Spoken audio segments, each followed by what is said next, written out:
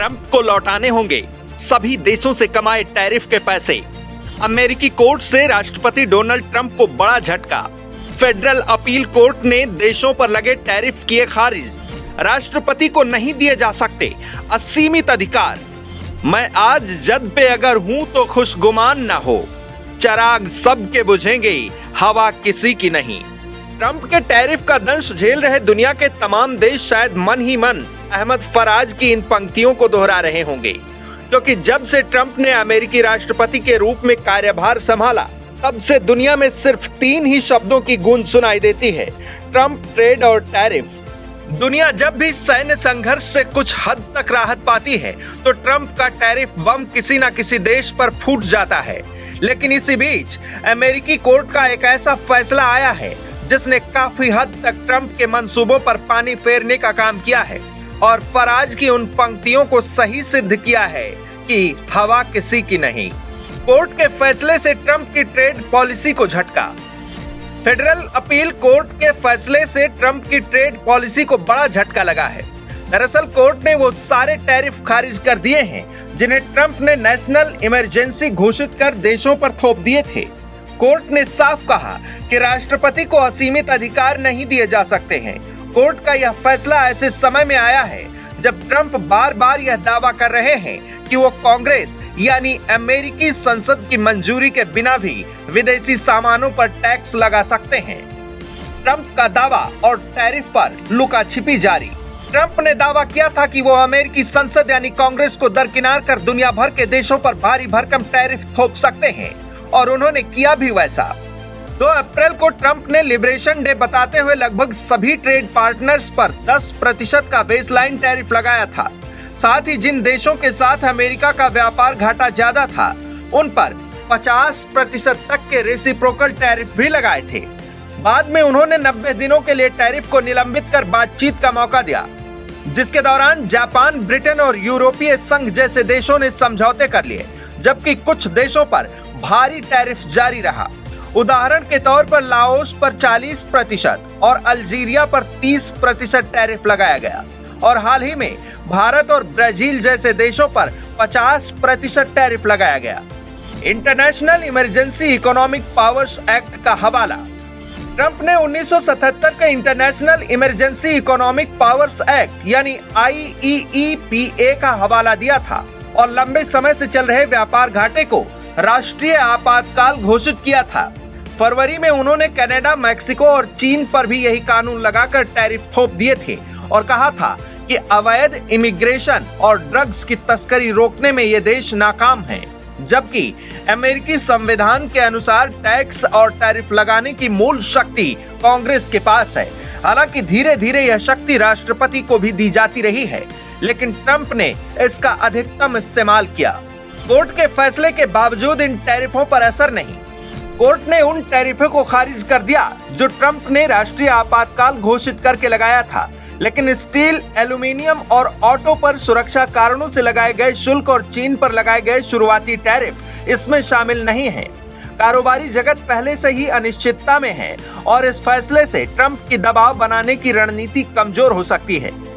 Trump ने तर्क दिया कि लंबे समय से चल रहे ट्रेड डेफिसिट को वे राष्ट्रीय आपातकाल मानते हैं और इसी आधार पर उन्होंने टैरिफ लगाए।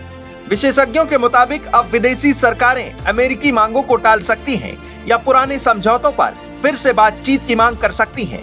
ट्रंप की टैरिफ पॉलिसी पर कोर्ट ने क्या कहा? फेडरल सर्किट की अपील अदालत ने 4-7 के बहुमत से दिए गए फैसले में माना कि ट्रंप ने 1977 के international emergency economic powers act की आड़ लेकर अपनी सीमा से बाहर कदम उठाया। कोर्ट ने अधिकांश टैरिफ को गैर कानूनी करार दिया। कोर्ट का कहना था कि राष्ट्रपति को आपातकालीन शक्तियां प्राप्त तो हैं, लेकिन इनमें टैरिफ या टैक्स लगाने का अधिकार नहीं है। हालांकि कोर्ट ने तुरंत टैरिफ खत्म करने का आदेश नहीं दिया था, जिससे ट्रंप प्रशासन को सुप्रीम कोर्ट तक अपील करने का मौका मिल गया। कोर्ट ने टैरिफ को 14 अक्टूबर तक यथावत रखने की अनुमति दी है। कोर्ट ने फैसले में लिखा कि यह संभावना नहीं लगती कि कांग्रेस का इरादा राष्ट्रपति को असीमित अधिकार देने का था ताकि वो टैरिफ लगा सके। टैरिफ पॉलिसी के बचाव में ट्रंप प्रशासन की दलील। ट्रंप प्रशासन ने दलील दी थी कि 1970 के दशक में राष्ट्रपति रिचर्ड निक्सन को भी इसी तरह आपातकालीन स्थिति में टैरिफ लगाने की छूट दी गई थी, लेकिन न्यूयॉर्क की ट्रेड कोर्ट ने मई में इसे खारिज करते हुए कहा था कि ट्रंप के लिबरेशन डे टैरिफ उन्हें कानून के तहत दी गई शक्तियों से बाहर है। और फेडरल अपील कोर्ट ने भी यही कहा कि कांग्रेस ने राष्ट्रपति को असीमित अधिकार देने का इरादा कभी नहीं जताया था। हालांकि 4 जजों ने असहमति जताई और कहा कि 1977 का कानून असंवैधानिक नहीं है, जिससे ट्रंप के पास सुप्रीम कोर्ट में अपील का रास्ता खुला रह गया है। फैसले के बाद अमेरिकी ट्रेड पॉलिसी पर क्या असर पड़ेगा? मीडिया रिपोर्ट्स के मुताबिक अगर टैरिफ पूरी तरह से रद्द हो जाते हैं तो अमेरिकी ट्रेजरी को अरबों डॉलर का घाटा झेलना पड़ सकता है। अरबों डॉलर वापस करने भी पड़ सकते हैं। बता दें कि जुलाई तक टैरिफ से अमेरिकी सरकार को $159 की कमाई हो चुकी थी, जो पिछले साल की तुलना में 2 गुनी थी। इसके अलावा अमेरिकी व्यापार रणनीति पर भी असर होगा। मामले पर विशेषज्ञों का कहना है कि अब कोर्ट के फैसले से ट्रंप की आगे टैरिफ लगाने की क्षमता भी कमजोर हो सकती है। इससे विदेशी सरकारें अमेरिकी दबाव के खिलाफ ज्यादा सख्ती से खड़ी हो सकती हैं, अमेरिकी दबाव को टाल सकती हैं या पुराने समझौतों पर पुनर्विचार की मांग कर सकती हैं। इससे ट्रंप की नेगोशिएशन पावर कमजोर हो सकती है। कोर्ट के फैसले पर डोनाल्ड ट्रंप ने क्या कहा?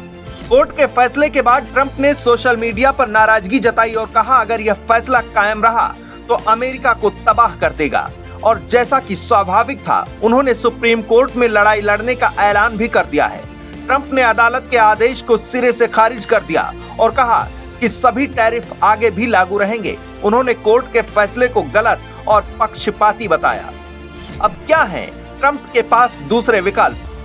1974 का ट्रेड एक्ट, इसके तहत व्यापार घाटे से निपटने के लिए सीमित शक्तियां दी गई हैं, लेकिन कानून में शर्त है कि टैरिफ 15% से ज्यादा नहीं हो सकते और सिर्फ 150 दिनों तक ही लगाए जा सकते हैं, वह भी उन्हीं देशों पर जिनके साथ अमेरिका का बड़ा व्यापार घाटा है।